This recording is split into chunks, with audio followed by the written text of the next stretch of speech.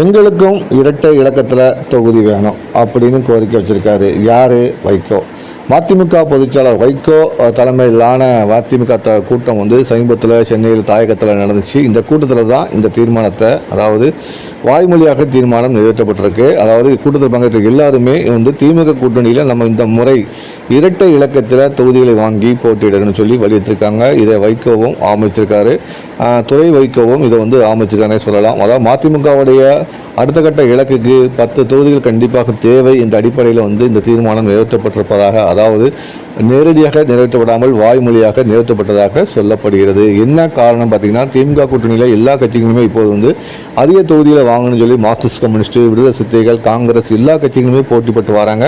அந்த வகையில் எங்களுக்கும் கூடுதல் தொகுதி வேணும் அப்படிங்கிற குரல் மதிமுக எதிர்க்க. ஏன் இந்த கூடுதல் தொகுதிகள் கேட்கிறோம் அப்படின்னு மதிமுக தரப்பில் கேட்கப்பட்டது. அதுக்கு என்னன்னா, எங்களுடைய சின்னம் பம்பரத்தை தேர்தல் ஆணையத்தால் அங்கீகரிக்கப்பட்டதாக மாற்ற வேண்டுமென்றால், எங்கள் கட்சிக்கு அங்கீகாரம் வழங்க வேண்டும் என்றால் கண்டிப்பாக நாங்கள் 10 தொகுதிக்கு மேல் போட்டியிட்டால் மட்டும்தான் அதற்கான அங்கீகாரத்தை பெற முடியும். எனவே நாங்கள் இழந்துவிட்ட அங்கீகாரத்தை பெறுவதற்காக இந்த முறை திமுக கூட்டணியில் கூடுதல் தொகுதிகளை கேட்க இருக்கிறோம் என்று துறை வைகோ அந்த கூட்டத்தில் பறைசாற்றியிருக்கிறார். வைகோவும் இதை ஆமோதிச்சிருக்காருன்னு சொல்லலாம்.